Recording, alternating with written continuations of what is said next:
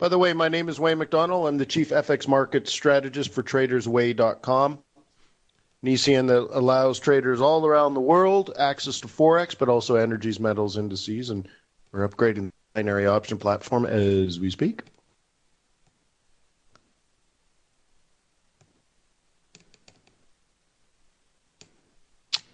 You know, one of my platforms just went down. I just noticed that. Let's see. Let me reopen that.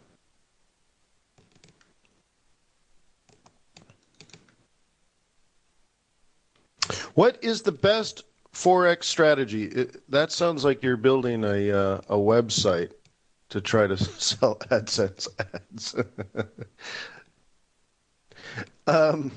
That's interesting. What is the best, right? Yeah. Well, yeah. The answer to that is they're all best. And what I mean by that is I've found over the years that the healthiest traders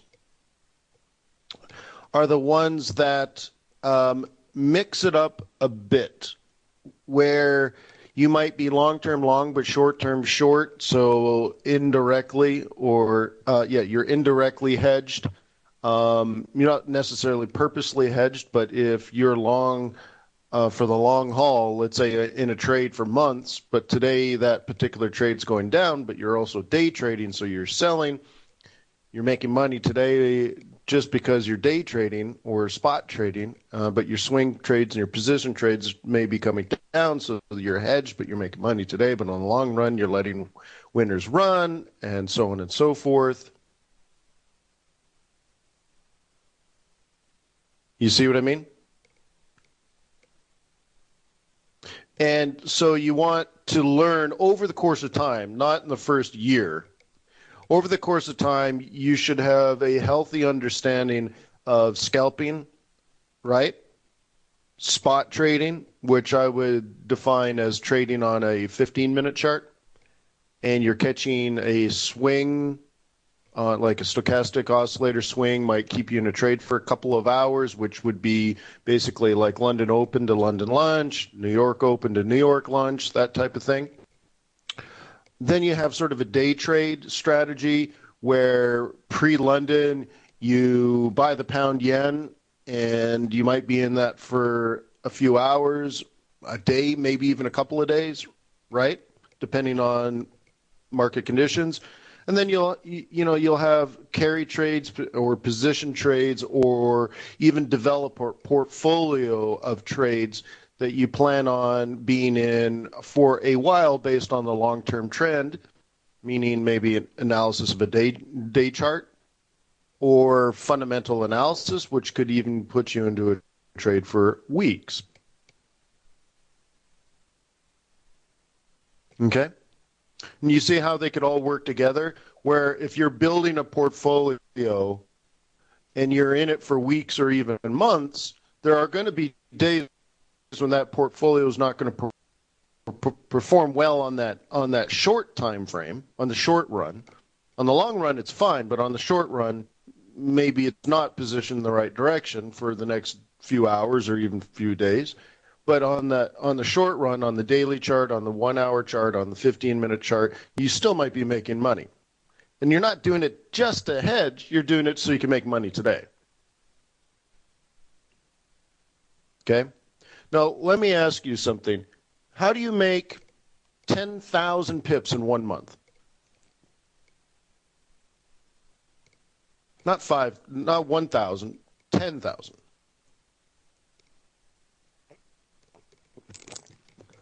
You have a lot of trades open, and they're all winners, and they're running. They're moving in the direction of the prevailing trend. Not because you made 100 scalps. Okay? And you should look at it that way. How do you make the big money in Forex? 100 trades with 6 pips each?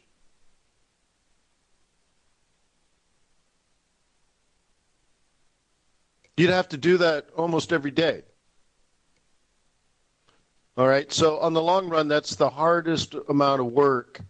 And probably the least amount of reward. And I've been following someone, as a potential investor. I've been following a trader for about a year or so that scalps. And this guy makes 6 pips at a time. And I'm always sort of dumbfounded by how much he works. But he's successful. His account is up 60% this year.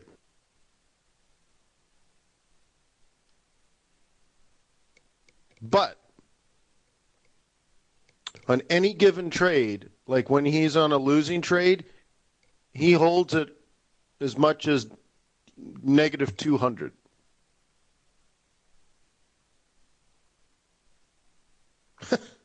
One bad trade can ruin his entire month. What if that was $1 million? You know what I mean? What if I wake up one morning and he's like, "Yeah, you know what? I shorted the pound yen, but it skyrocketed on me. I was down 100, then I was down to, so anyways, Wayne, I lost $1 million. Can I have some more?" But so anyways, Yvette, it can be done, but it's not big money. So the only way you can make big money in that scenario is to, well, if you study efficient market hypotheses, right? One of the tenets of that theory is that the only way you can beat the market is by increasing risk. And in that case with scalping, it's so much work and it's so much risk. If your average winner is 6 pips, I mean, what's your loser going to be? You're going to get knocked out like every 2 seconds, right? So the only way to make real big money is to increase the lot size, and we also know over time, right? It's not the proper way, but the scalping methodology, let's say, is absolutely fine. I just don't recommend you should be negative 200 when you're only trying to get 5 pips. Right?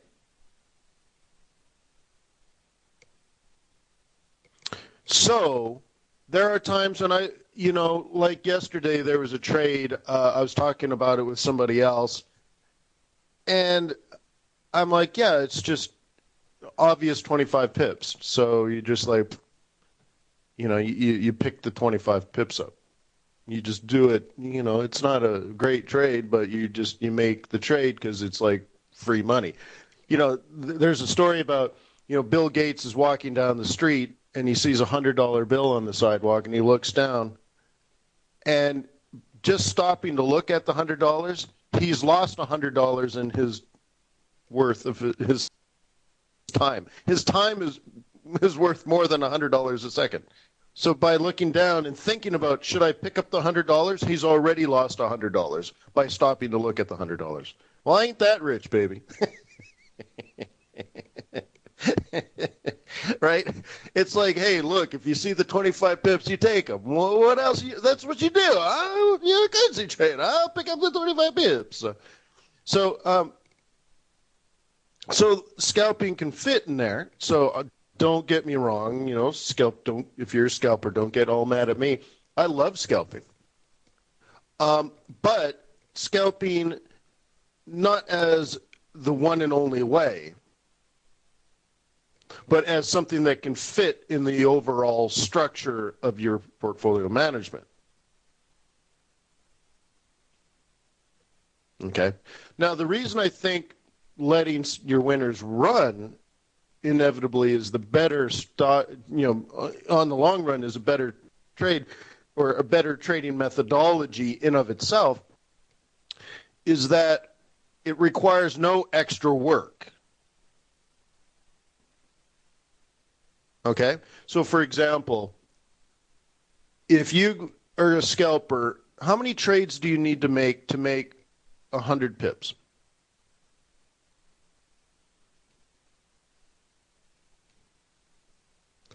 winners. Now remember, now you got to pay for your losers too, right? Are you likely to make 20 winners in a row? I mean, so think about it, right? I mean, would you at least agree whether your answer is 15 or 30? It's a lot of work, right? And probably a lot of time. I don't know how many hours that is, but it's probably a lot of time. Would it possibly also be stressful?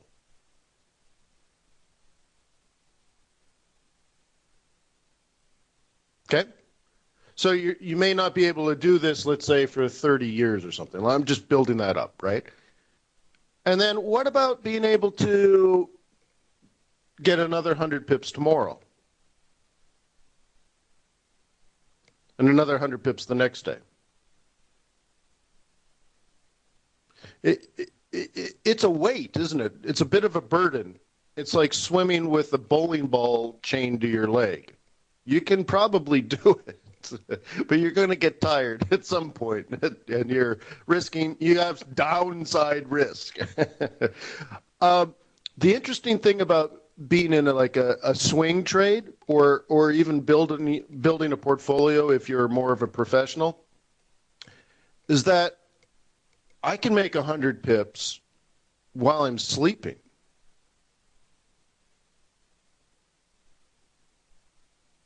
And that could be per trade. So that's the other thing. If you're scalping, you basically have the one thing going, right? Some scalpers are really good. They throw down 3 trades at a time, right? Short this, short this, short this. Right? Or you could do things like,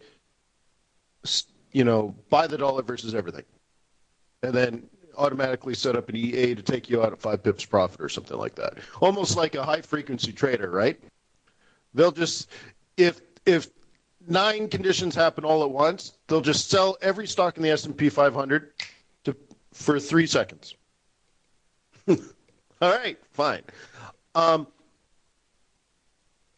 It gets to the point where you only have so much potential.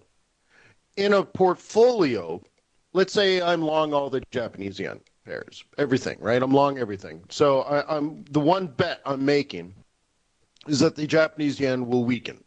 Okay?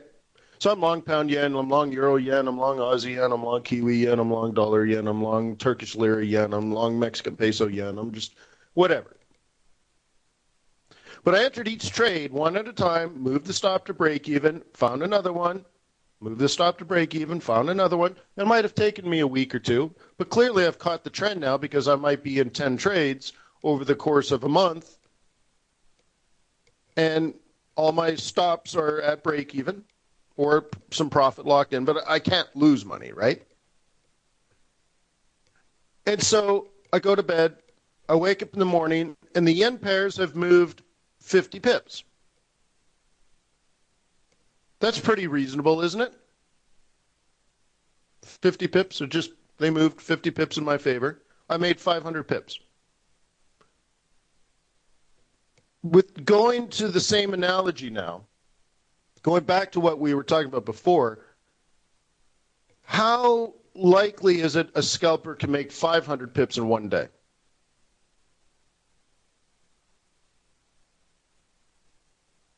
We just talked about 100 pips. What about 500 pips? Joseph, really? Holy smokes.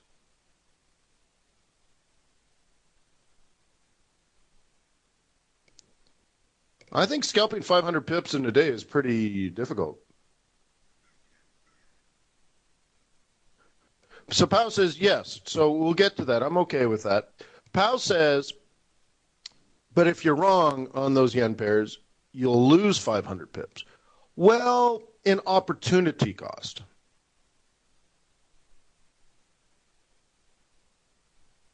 Okay? But not in dollars out of my pocket. I'm losing it out of floating profit and loss, my floating P&L. So now it comes down to, again, sort of your market, your portfolio management alpha. Okay? But it's not money out of your pocket. If you're scalping and you have a bad day, that's money out of your pocket because you don't have any floating profit and loss. You see what I mean? So that's why you can then build a. Let's take the example here. Excuse me. me. 20 dwarves. 20 dwarves. All right. Okay. You have a trading account. Let's say you go to tradersway.com. You open up a trading account. Okay. You fund an MT4, and you say this MT4 account is for building a portfolio, which means you're going to pick a direction, either long-term technical analysis or long-term fundamental analysis, which is a little tricky right now because we're in between a lot of different central banking policy changes, right? We're waiting for additional quantitative easing out of Europe. We're waiting for additional quantitative easing out of Japan. We're waiting for the Fed to raise interest rates. We're waiting for the Bank of England to raise interest rates. You know, Australia, question mark, right? New Zealand, question mark, question mark. So this is difficult, right? But it doesn't mean you can't prepare for the trough, meaning that there's going to be a change in business cycle, right? And that there's going to be a change in the supply and demand curve of all kinds of things. So you open up a trade account and you say, okay, well, this one, all it's going to do is buy US dollars, let's say, with the anticipation, if not in October, then December, if not December, then February, but whatever. At some point, the Fed might raise interest rates. Now, they said they would raise interest rates this year repeatedly. I don't see the data as necessary, and I've talked about that for a year, but I'm not the one that's gone out and said publicly multiple times that the Fed's going to raise interest rates. The Fed did. So hopefully they don't change their mind. But you could say, based on them telling the world multiple times, a dozen times publicly, under oath and even, that they're going to raise interest rates this year. So you could just say, well, my hypothesis is that they're going to raise interest rates this year. And if they do, that's going to create an upward cycle in the normalization of interest rates process, right? And the interest rates will go up, the value of the dollar will go up. So I'm going to build a portfolio based on that idea. So one thing I often talk about is a marketable idea, whether you're marketing it to you or to a client. So you open up this account, and that's all you do is you buy US dollars on these pairs. You do it one at a time, though. Like I said, you don't just throw down a bunch of risk, right? You may be short the Euro USD. Once you're up 50 or 100 pips, move your stop to break even, and then sell the Aussie dollar, and then get that to break even, sell something else, get that to break even, right? Long USD CAD, get that to break even. And then, you're going to get knocked out a lot, but that's portfolio management. So you got to keep balancing. So it comes back down, you got to buy another one. Get that one in. Oh, the Aussie dollar got knocked out. Well, I'll buy that next dip as long as it's at support. And you might spend a month or 2 or 3 building these portfolios, but it's your job. Quit you crying, right? But over time, if you catch the trend, in particular, if your marketable idea is correct, at some point, unless you're screwing up the risk management part, at some point, these trades are going to stick. If it's an uptrend and you're long, you should be able to stay in the trade. Okay? So anyway, you're building that portfolio over there, but then you go into the back office at tradersway.com and you open up a second MT4 account. You fund that with money. And you say, this is my day trading account now.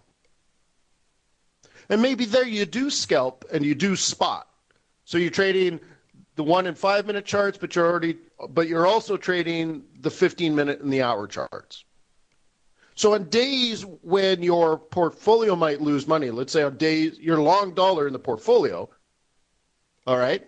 So you call that your ultra dollar long portfolio, because if you were a CTA, you would actually market that as a product. This is our firm's ultra long dollar fund. Okay? But then you're hedging that with this other account now. So when dollar is weak, you're selling the dollar, but not in the long run, just today, just in the moment, on the hourly chart, on the 15-minute chart. Maybe you're scalping it over here.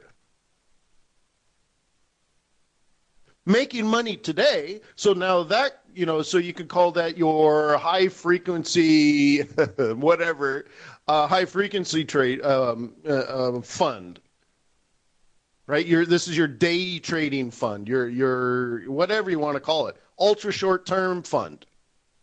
So it makes money every day, but it never lets the winners run. But you're making money now in the moment based on what's happening. That's your scalp and your spot. Okay? But on your other portfolio, your swing, your carry, your position. So your ultra short term here, right? You have an ultra short term fund, and then on the other account, it's your ultra long dollar fund. Portfolio management now versus trading. And putting them together is probably a very good combination. So sorry for the 20-minute answer to your question, but hopefully it sparks ideas.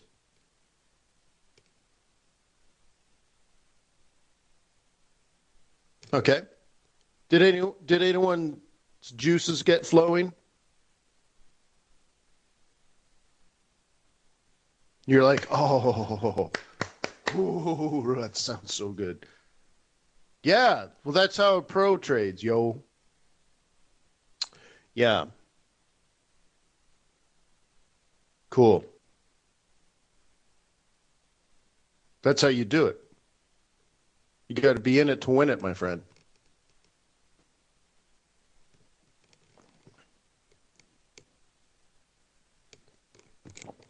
Carmen B. Is that Carmina Burana? Can I also set up another account for indices and stuff? Yeah. Let me show you what I was doing yesterday, and you might find this interesting. Will you let me ask you, if the S&P 500 goes up, what does the Euro USD do under current intermarket correlation?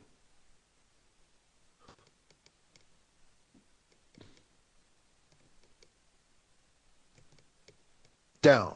Thank you. And vice versa. So yesterday when I was trading the open, where was it? Where was it? Where was it? Oh, let me close this stupid window. Sorry. This isn't it either. What? Where was I? Where was I? I think I was just had this open. I wasn't here either. Daily, hourly, weekly. What? Hang on. Maybe I was on the yen. There it is. Okay, I was on this one. All right, because I was also trading yen. So one of the things I was doing, this is a 1-minute chart. Okay. One of the things I was doing is I had the 1-minute chart open on the Euro USD, and I had the 1-minute chart open on the S&P 500. How neat, huh?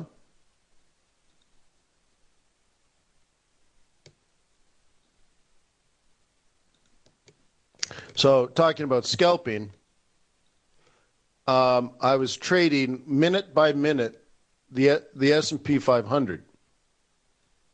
Now I could just go ahead and buy this, the S&P 500. Okay, if I wanted to.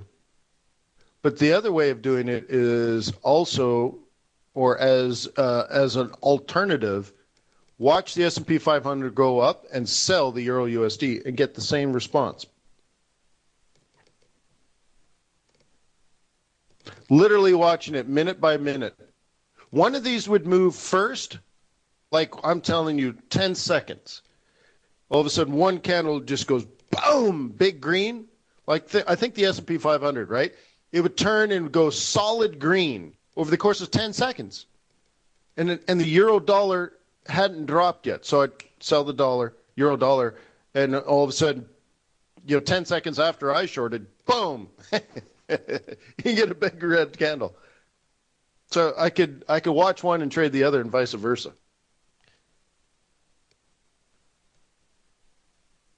And I trade like that at the open of stock markets. So that could be London Open, that could be New York Open.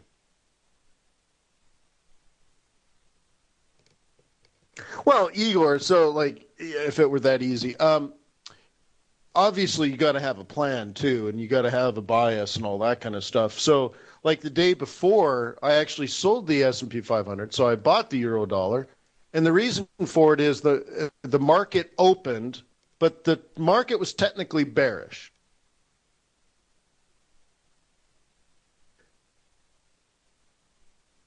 Okay, think of 2 days ago. The market was bearish. We had bearish news and all that kind of stuff, right? Do you remember? Lots of bad news out of the United States at like 8:30 in the morning. I think it was, what was it, PPI? But whatever. Anyway, so bad news. Oh, retail sales, maybe it was? Bad retail sales? I can't remember now. 48 hours ago was so long ago. But it was bad, right? So at the open of the U.S. stock market, it opened green. But what? So the stock market in the first 8 or 9 minutes was up, but the news and the sentiment was bad.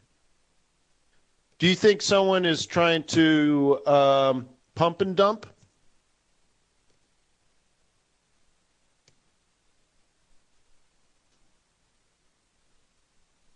So we had green candles, and it went all the way up and then touched the daily central pivot point.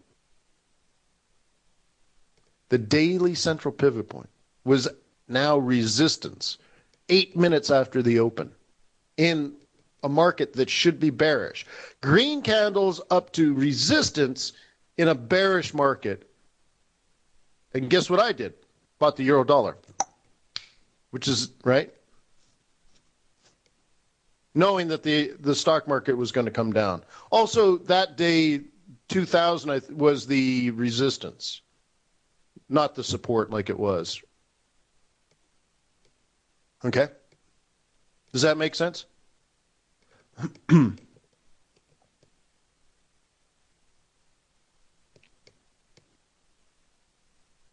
then, does anybody know, or does anybody not know what I meant by pump and dump? Can we see it on the chart? Well, it was from 2 days ago, so I'm going from memory.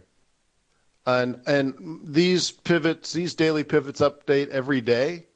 So I think it was here. I think I sold this.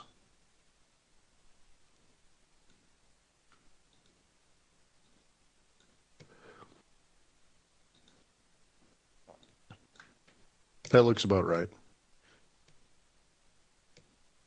Because I remember the 2000 being an issue, so it was just a little above that or something. But I don't know. It's a million years ago in my brain now. Okay, pump and dump. Do you guys want to know how a hedge fund manipulates the market? Or should I just go on to technical analysis?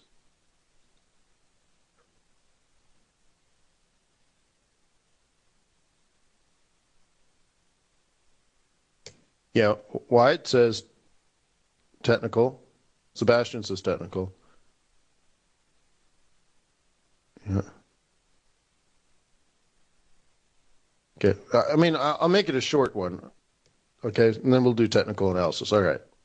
Pump and dump. All right, guys. All right, so what if you're a hedge fund and you own a lot of stock in a particular company, but you want to get rid of it? You want to cash out.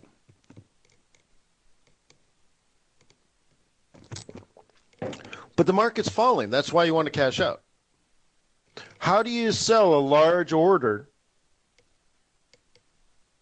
in a falling market without making things worse. Because if you sell into a falling market, the market's going to fall even farther and you're actually hurting yourself. You understand? You actually coming in are making things worse. You're losing more money because you're dumping in a falling market. So you need to not just stabilize the market, but you actually need to create buyers. Who are you going to sell to if everyone else is selling as well? This becomes a problem. If nobody's buying, how do you get out? Okay. So you can call the what was the name of it? The Wall Street Chronicle. Do you remember that one? Call the Wall Street Chronicle and say Blue Horseshoe loves Caldecott steel. Anybody know what I'm talking about?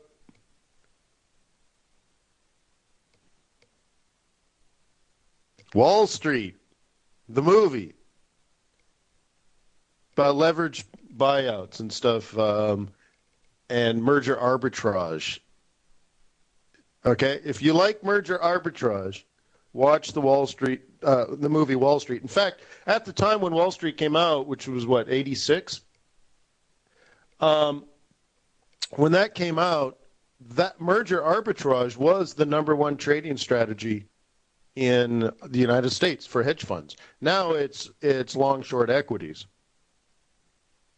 But who knows? Maybe it'll move to the bond market as we dump the bond market. But anyways, so what you need to do is find a legal and ethical way of manipulating the market. In the movie, he calls a contact at the Wall Street Chronicle, who then, prints a story about, Caldecott Steel, and it makes the stock go up, and then mutual funds start buying it, and then talking heads go on TV, and it creates this artificial demand for this dog with flea stock.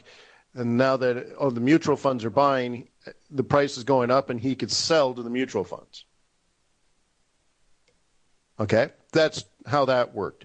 That's really illegal, right? Obviously, it's cheating. But there is a legal way to do the same thing. There's a thing called the futures market. In the United States, futures for the S&P 500 are leveraged 40 to 1. $1 will give you the ability to buy $40 worth of the S&P 500. Interesting, isn't it? So what if you had a $400 million position in a stock, and the S&P 500 is having a bad day? And you need to get out, except there are no buyers in the market today, but you got to get out today. 400 million. Every penny matters, doesn't it? So how much money do you need to to have the same impact as your 400 million in cash? How much cash do you need to maybe try to prop up the S&P 500 the same amount?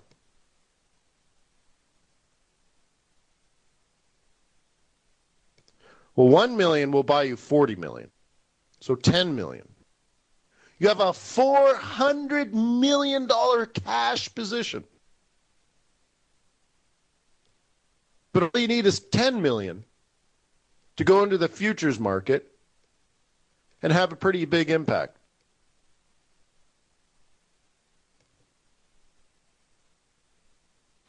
And so what they're trying to do, what you can do, and maybe that's not even enough. Maybe my numbers are small. Maybe it's more like you go in with a couple $100 million to offset your $1 billion investment, that kind of thing, right? The numbers are not big enough, but because, it's interesting because when I listen to the S&P 500 cash market, right, I hear, traders go in and within 5 seconds have bought $100 million. But anyways, so they go into the leveraged market and they try at least for a small amount of time, especially at the open, to prop the market up and make a bunch of green candles and try to get the dumb money in. Because the dumb money is going to say, oh, look, the S&P 500 is up, way up on the open. Everybody's buying. And dumb money comes in, raises the candles green, and then sell, sell, sell, sell, sell. Because now you got this feeding frenzy of dumb money in the market, buying because the open is very bullish. So they're buying, and then they're not just buying the S&P 500. They're buying anything that they wanted to buy today. In particular, they might be buying your dog with flea stock that you're trying to dump. But now you have a feeding frenzy, like a pool of piranha, just bubbling, and you just dump your stock, sell to that feeding frenzy. It might not last very long, but guess what? You made money.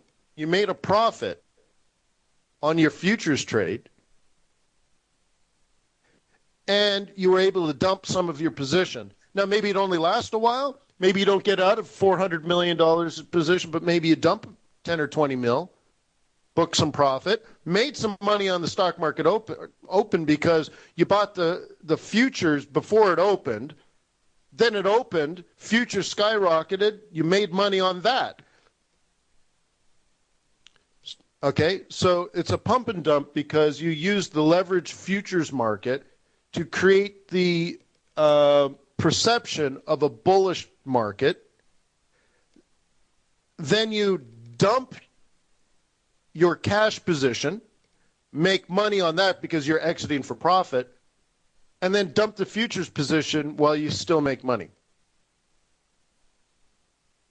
And you might be able to now you have more money to do it again tomorrow. Because you actually made a profit on both.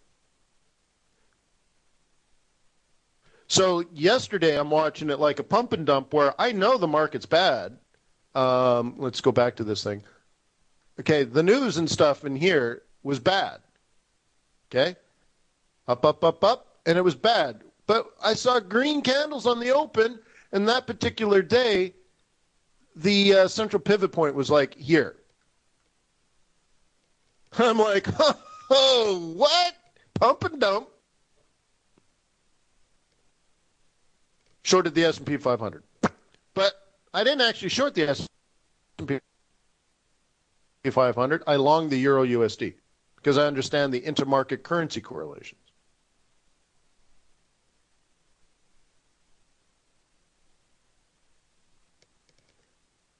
Okay? Joseph says, does it happen in the Forex market? No. We're a $5 trillion a day market. You can't pump and dump Forex unless you're a central bank. And it's much easier if you can print your own money. Right? Much better. But like, what does a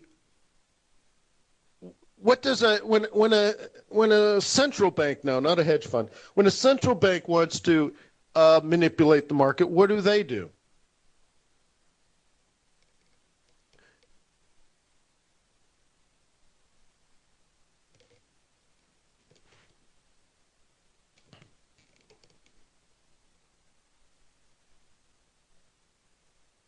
Okay. Quantitative easing, you say. All right.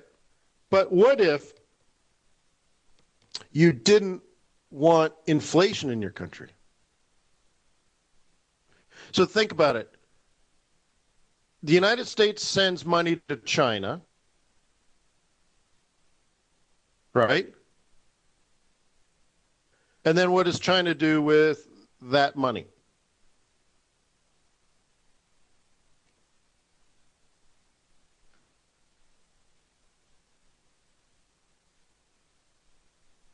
Okay. So why do they do that?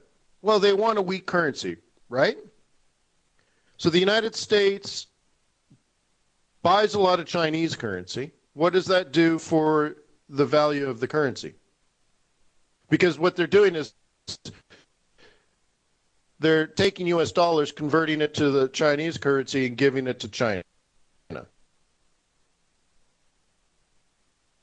Right? We get Bart Simpson t-shirts and folding beach chairs. They get money, but it goes from US dollars to Chinese yuan, right? So what happens to the currency when that's in demand? See, the United States has to take their currency, sell it to buy the Chinese currency. There's a huge demand for Chinese currency. So when demand is high for a currency, what happens to the valuation of the currency?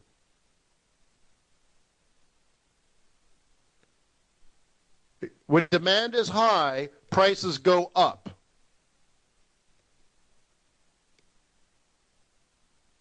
But China doesn't want that. So what they do is they send it back to the United States. They take their money now, convert it back to dollars, and then buy U.S. treasuries with it. But then what happens to inflation? In China.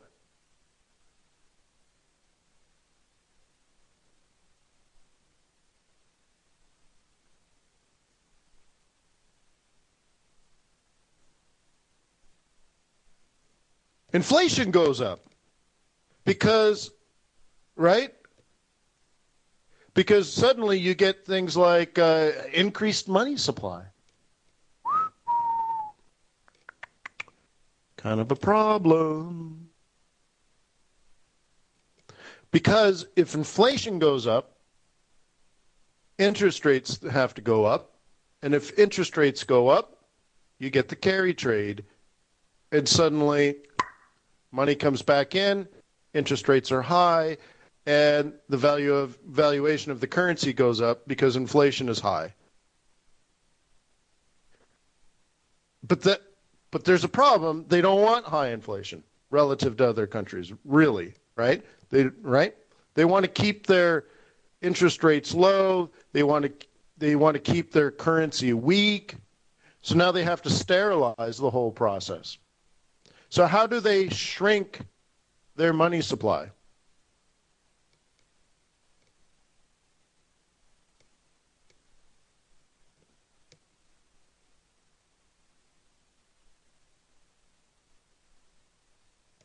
They sell domestic bonds and pull the yuan out of the money supply, while at the same time sending money to the United States, converting it to dollars, so that they're keeping inflation low because they're removing money, but they're also keeping interest rates low, and then moving the money offshore. That's called sterilization.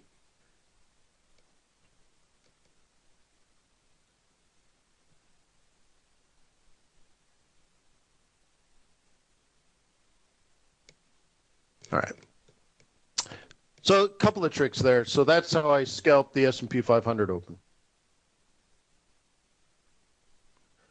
Well, a currency war doesn't tend to help many people. And so this process of China and the United States working together has gone on for a very long time. You understand? We buy Bart Simpson t-shirts and foldable lawn chairs from China. China buys our debt so that we can afford more Bart Simpson t-shirts, just one size larger, and more foldable beach chairs, just, again, one size larger because we keep getting fatter. And then they come back and they buy our treasuries again, right? We buy Chinese products, they buy American bonds. We buy Chinese products, we buy American bonds. Okay? But they have to keep, relatively speaking, they have to keep their inflation levels low so they can keep their interest rates low so that they can keep their currency valuations low relative to the world rate. So, is anyone familiar with purchasing power parity? I actually just looked this up yesterday. The Economist, the magazine, theeconomist.com, they track something called the Big Mac Index. In the United States, a Big Mac costs $4.79. I was dumbfounded. Really? I remember when it was a dollar. That's probably why they started the Big Mac index. They're like, yeah, Big Mac's a buck. So it's like, what does a dollar buy you? Well, it buys you a Big Mac. Well, what does it buy you in China? Right? Amazing, isn't it? But anyways, $4.79 is what a Big Mac costs in the United States, and it's like $2.45 in China, something like that. So their currency is undervalued.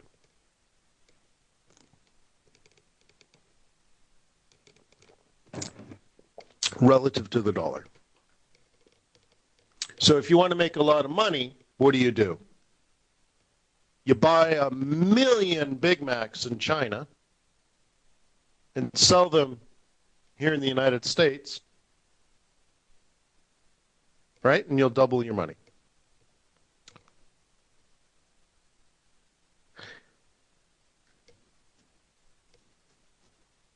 Another way of looking at it is, go to Home Depot and see what $300 will buy you when you're shopping for a barbecue, a stainless steel barbecue.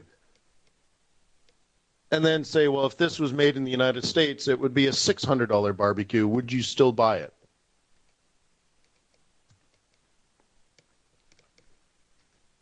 Amazing.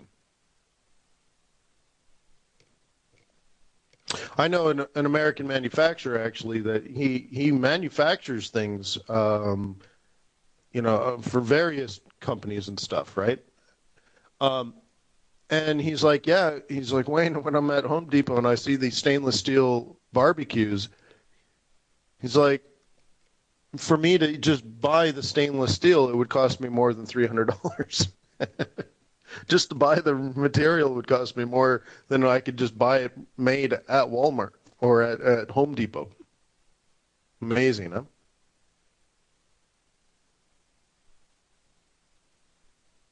So actually, the question here is, do you think a strategy based on the Big Mac index can do well in the long term? Absolutely, totally, yes.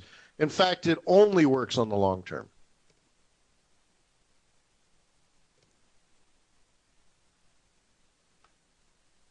Okay? But a ubiquitous product that's available, freely available globally, should cost the same. If all else being equal, the product, a Big Mac should cost the same no matter where you go in the world, unless, there's other things involved like outrageous taxation and closed markets and all these different things. But a Big Mac, let's say in New York City, should cost the same as a Big Mac in Toronto. And if not, there's something wrong. There's something deviating in the exchange rate somewhere. Okay? Maybe expected rates of inflation and all these different things. But the supply and demand curves should shift, which would then shift things like inflation expectations, and then that would shift interest rates, and that would then shift the supply and demand curves, and everything should, on the long run, should shift and find a new equilibrium point between supply and demand, which should make the Big Mac about the same globally. So you can figure out where you are in the world of foreign exchange rates based on how far the deviation from parity is for a Big Mac from one country to another. Okay? So you might find, Chinese Big Macs are undervalued. Japanese yen Big Macs might be overvalued. Okay? So anyways, how do we get onto these topics? All right, let's do some technical analysis. Boom! What currency pairs would you like me to cover?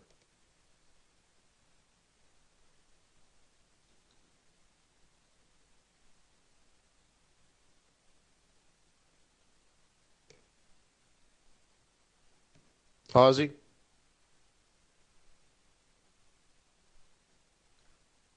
Okay, well, then let's just go into that one. We'll start there. All right, are you a bull or a bear?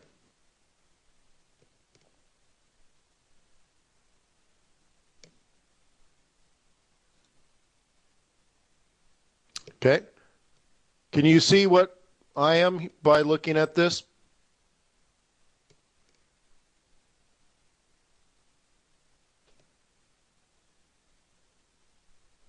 So I actually drew this out, obviously, well before it happened. We were down here in this gray zone, this box, and I said you'd be a fool to sell this. In fact, I said you'd be a fool to sell it here. But it dropped, so whatever, I wait. Then we get into this obvious level of support. So then I draw the fib. In fact, you know what? I remember doing this. This was my guess where we would find the bottom. Okay? We were still way up here. So I said, it's going to come down to here. And this is where it's going to be. So I drew this, even though the candles were still up here. That's funny. So I nailed the bottom. So it fell down to support. Ooh, it takes a rocket surgeon to figure that out. And then obviously if it's support, it's going to go up. So I have it fibbed, right? And what is it? I have it going to about a 50%, I guess, which is just a guess. It looks like it's 786 on us. And then I said it would fall again. Okay, so I wasn't quite right, but I was pretty close. Okay.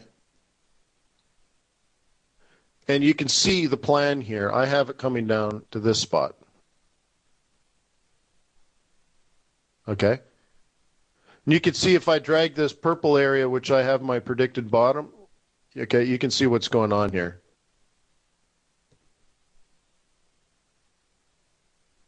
Okay. Not complicated, unless you're not watching, right? So now what we're watching for, will it continue making lower lows and lower highs? So in this time frame, what it needs to do is sort of up and then down again. Okay. Because we're not on the free and clear plan, because if you go to the daily, if you drag this over again to the future, oh no, this one is what I wanted. Okay. This is still an issue. And someone is going to have the fibs drawn from this bottom to this high, right? Right? What would a bull do? Is another way of saying it. What would a bull do? A bull is looking at the double bottom, right? Then you're eyeballing the top. Okay, that's the resistance. And now we're up here. So if you're a bull, and this is why I always ask, because you can't do both strategies at the same time successfully, right? So if you're a bull, you identify this as the double bottom, you identify this as the top, and you're going to buy somewhere between the 382, 50%, and 618 Fibonacci retracements. And a bull is going to do this. Okay? Easy peasy lemon squeezy.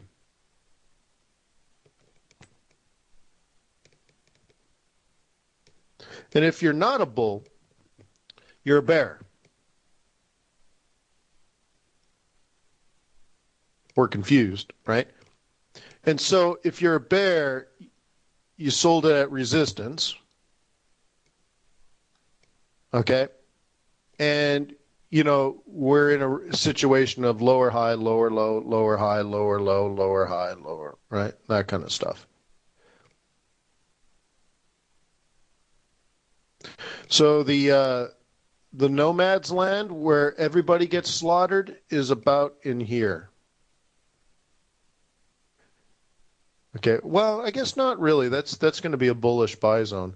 So that's where bears get slaughtered.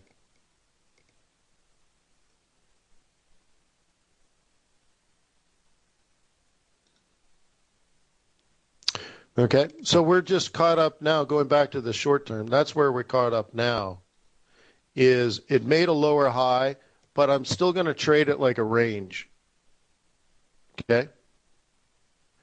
And what we need to see if you're a bear now is we need to get it lower, right?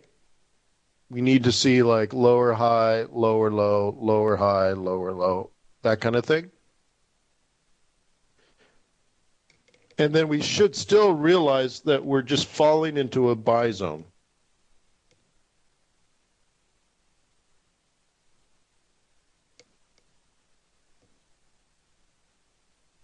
Okay.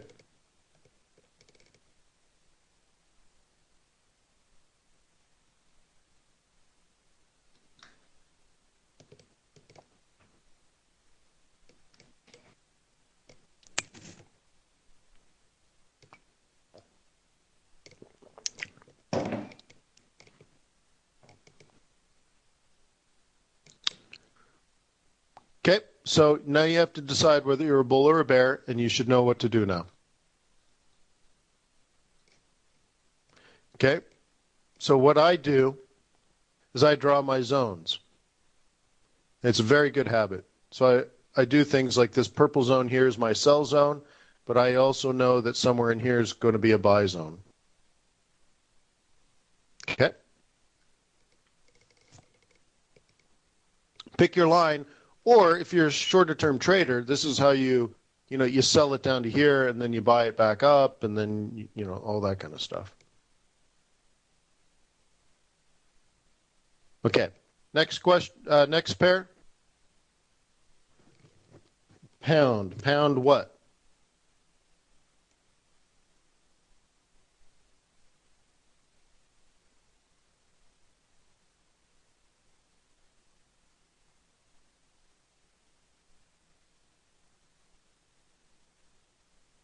JG says pound dollar. All right. Wouldn't it be very similar? All right. Well, anyways.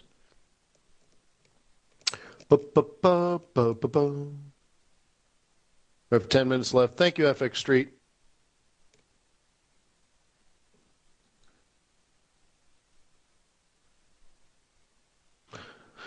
All right. Are you a bull or a bear? I'll go out to the weekly and I'll show you where we are in my cycle.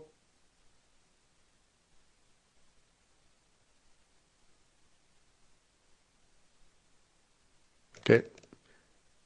This is a super cycle. Okay, drop back into the daily now. And we don't want it to go much higher, but can you see that I already put us long? Right? We were up here, the plan was down and up. That took a few extra days, but eventually it did go up. But now, if I'm a bear, I don't want it to go too much higher, right? So let's talk about pips, baby. Let's talk about you and me. If I'm a bear, why won't this draw? Guess I have to reselect this. Come on now. Okay. If I'm a bear, we have to keep price lower than that, right? So we get lower low, lower high, and then maybe a new lower low, correct? That's what a bear would be thinking about, right? All right. So let's clear this picture here. And by the way, you can tell I do my analysis every day, don't you? Okay. So it's not a perfect 618, but maybe we just need to stretch out, touch the moving average.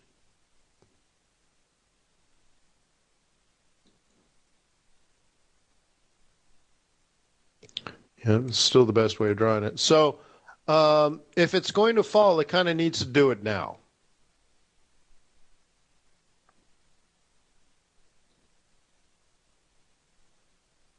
Okay. Oscillator looks okay. It has permission to fall if it wants to fall. So how will this fall? if it's going to fall, how will it fall? Let me show you, my friend. Okay? It's going to fall to here and then stop. Why?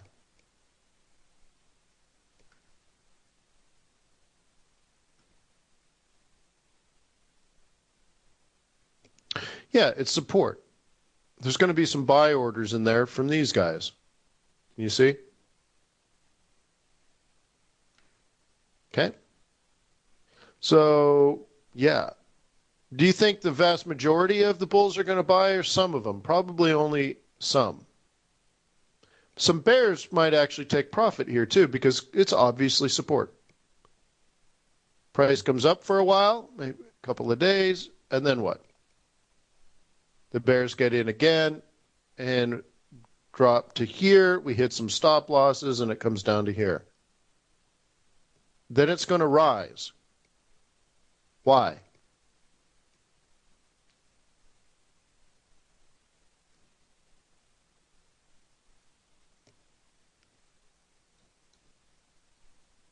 Hey, support again. Okay?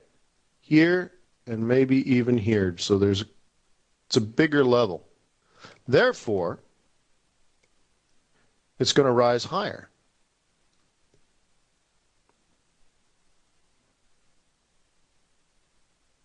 Maybe even up here again. Then down, then up, and then down. Okay, so let me draw it maybe over here. Down, up, down, up, down, up, down, up, down. Okay, if you're a bear. If you're a bull, how many people are bullish on this?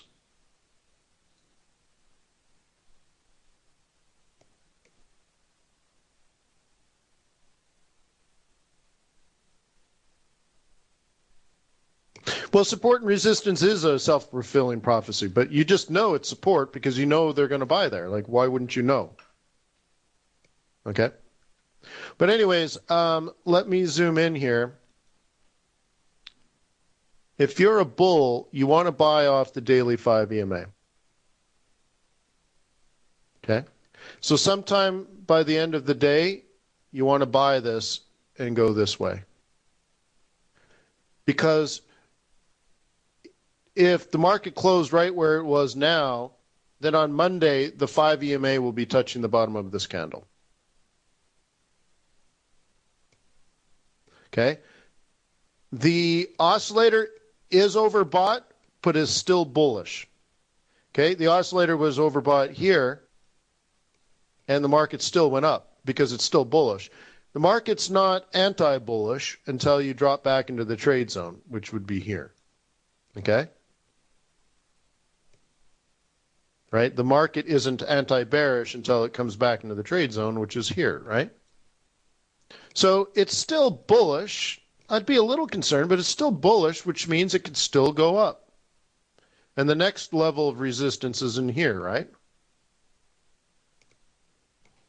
So as a bull, if you want to be a bullish, you got to buy off of Monday's 5 EMA, which is where we are actually now.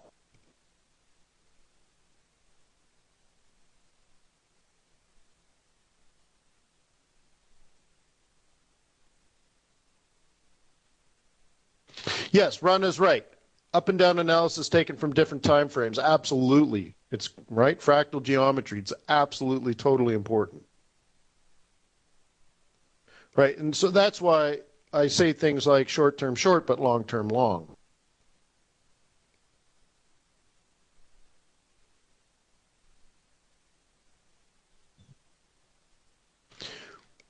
So how do I anticipate? I actually did like a half-an-hour video on that several days ago. But, one way is to ask yourself, is it a bullish market or a bearish market? And you can, like a pivot point, you identify high, low, and then look at close. And if the close is higher, is closer to the high than the low, then the market is still technically bullish. Okay? Another way of looking at it is Is this a fib? You know, you could fib the current support and resistance if you wanted to and try to guess that. And you could see basically we've come down to a 382. Okay.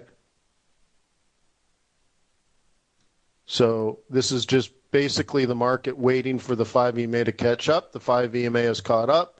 And if you're a bull, you should look to go long. Does that mean buy it? No, look to go long. So let's say that's your trade plan for the day. Okay, you got it? This is your trade plan for the day. You want to buy it off Monday's 5 EMA. You want to do it today, and you want to do it near this 382. It could even come down 50% and kick off this roll reversal. It's a support area, okay, right? So anywhere in this 382 to 618 is fine. So drop down into a 15-minute chart and look for your buying opportunities here. Okay, so you're either going to treat this as a double bottom or you're not.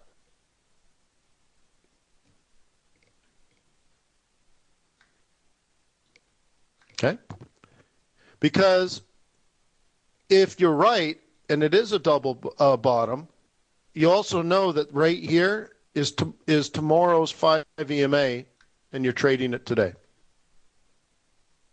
Because you know it's lagging.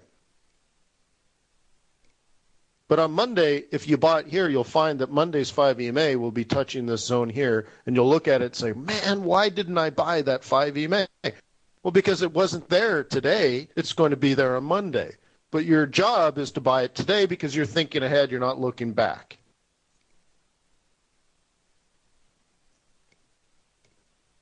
Okay?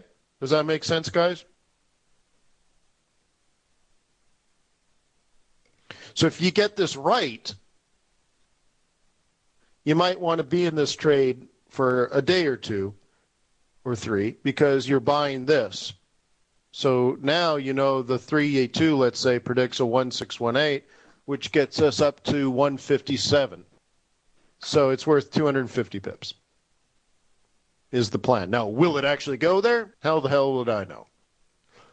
But that's what the technical analysis might suggest. But you certainly wouldn't want to take 12 pips profit on it. Okay? So thank you, moderator. Hope you have a wonderful weekend, moderator. I know you work hard listening to all these talking heads babble on about technical analysis over and over and over again. All these prima donnas. Or maybe it's just me, the prima donna. But anyways, I appreciate everything you do. And then to you guys, I know you're working hard on your success, and I know this is a tricky game. There's a lot to get. You know, some of it is very mechanical, like how to trade a 5A cross, how to trade a reversal pattern. And then once you get all that down, then you find out there's a lot of finesse, right? So it does take blood, sweat, and tears for years, and I know that. And, well, you're doing a good job. Keep up the good work. And, yeah. Thank you.